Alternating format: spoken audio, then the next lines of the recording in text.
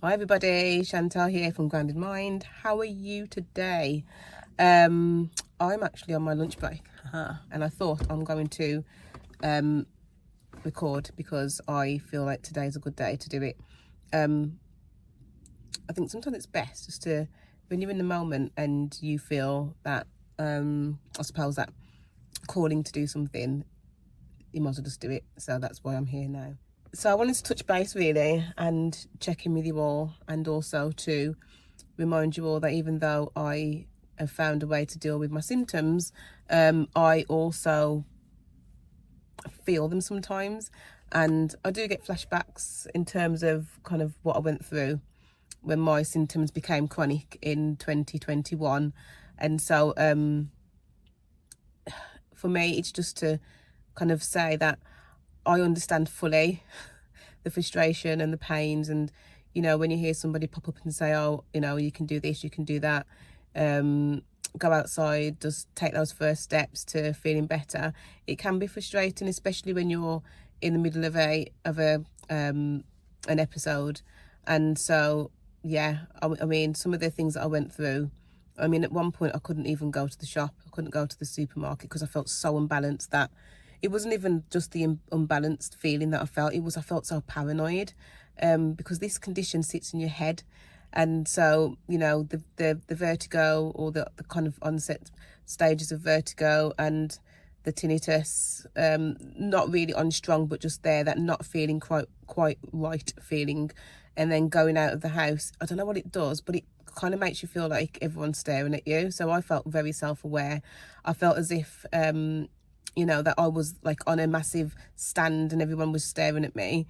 And so it was awful. And then also with there being paranoid about driving, because when your kind of sensations feel like this, and you're trying to go straight, and your sensations are continually like this, it's such an awful feeling to be able to carry on with your day.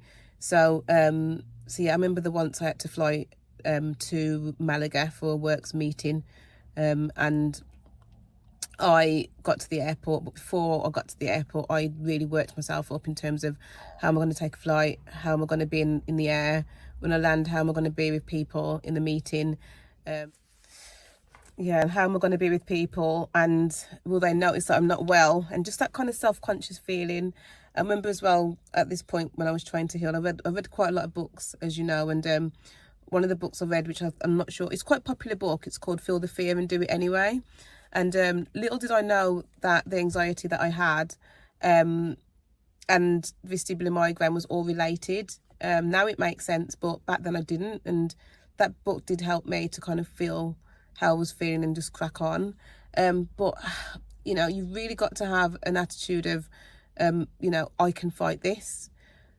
That's the attitude I had, hence why I found out what I found out about kind of the mind-body illness, that this is what VM is, a mind-body illness. And so but then as well as that, things like when I was on the low salt diet, it really did trigger me when I did eat salt, because I told my brain that salt is an issue. It's so the way how our brains work, and the way what we feed our brains, it listens to it and it reacts on that. You'll say to your brain, oh, if I eat salt then I'm gonna get dizzy. You eat salt and you get dizzy, and it's as simple as that. And it sounds bizarre, but that is how the brain works. And so yes, when I did have more than the sodium intake that I was supposed to have, I noticed that I felt off. I noticed that the physical feeling is there. It's not like a myth or a make-believe or something that I'm imagining, or that you guys are imagining. It's there. It's absolutely there. And that is because we've told our brains that this is going to affect us, and it does. And that's what happened with me. The tinnitus that I used to get before I knew how to deal with it was horrendous. It used to keep me awake at night. I used to fear it so much. And then waking up and stepping out of bed, just, trying to see and thinking to myself, is this feeling going to be there? Am I going to feel dizzy? Am I going to feel ill? And, 9 times out of 10 I did. And it was just soul destroying and depressing.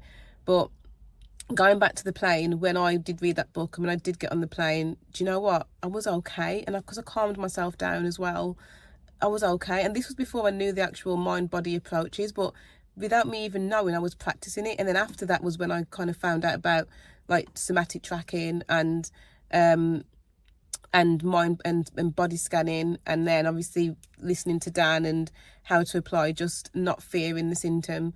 But I really enjoyed when I found out about somatic tracking, not judging my sensations. I mean, it's not something I think either that it should be done every single day, because it can be counterproductive, like I mentioned in my last video, because essentially what you're doing is telling yourself that something's wrong, so you've got to do somatic tracking to get better. Whereas if you do it from an approach of, I actually like not feeling fear for the symptoms, and it's nice to actually look at it. I mean, I used to do somatic tracking out of fun. I used to like go in, like, I used to close my eyes and I used to feel the dizziness. I'd feel it usually on the left hand side, and the sensations that I feel, and I'd just watch it and describe it, and then I'd do that for a while, and it's actually quite, it is enjoyable. I know that sounds a bit odd, but if you do start to do somatic tracking to help you understand how to have that relationship with your symptoms, you may also find yourself enjoying it. And then when you finished it, because the way how you think about it's changed, the sensation just dissipates, because you've told your brain that there's nothing to fear. And so I have been blessed enough to be in a position now where, you know, I can work, I can do presentations, I can eat what I want. And if I do have sensations, I look at it and I don't judge it, and it dissipates. And so yes, I just wanted to share that I completely understand how horrific this condition is. But it is all about how we look at and treat our symptoms. It's like when you're in a relationship with your partner, you know, you want to treat your partner well. It's the same thing with your symptoms, sorry. They need to be treated well. They need to not be judged. And, you know, essentially that is what will help us. And as I go along, you'll understand more of what I mean. And I do hope that with the books and with the kind of, I suppose, approaches that I've taken, that you will just have a look into it and see what it means, and also try to do some of the activities, which I will also post on here, because I think as a start it will help you it will help educate you in terms of how to apply these approaches to your like kind of daily thinking, not necessarily practicing it every day, but understanding kind of how it works and then trying it as well. And it does help calm your symptoms down. So I'm not paranoid or anxious anymore when I go to a supermarket. I do sometimes get tinnitus, but I wouldn't say I ignore it, but I don't pay attention to it, because I know that it's just a sound that that is being made by my body, and that's okay. And when I do get slightly dizzy at times, again, I don't pay attention to it, and it dissipates. And also, you know, I'm only human. I'm not made out of stone. Sometimes I do feel down. I'm like, oh, I can feel that. But then because I know what to do, it's not actually feeling the sensation that's the problem. It's what you do after. If you fear it, that's an issue for you.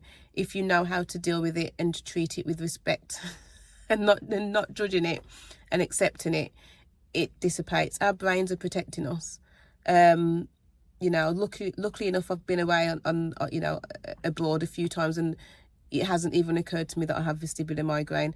And vestibular migraine is the name that the doctors give this condition, alongside all of the other names that they've given to conditions that create dizziness. And well, essentially they are just symptoms of the same problem. But yes, I just want you to know that there is hope, and I am a walking testimony of that. And if anyone ever has any questions as we go along this journey, and as I journey along with you, please don't hesitate to reach out to me, to contact me, and I will be happy to get in, you know, to respond to you and to help you as much as I can. So yes, checking out for today, going back into the office. Please like and share, and again, you know, any questions, please fire them at me. Thank you. Bye bye.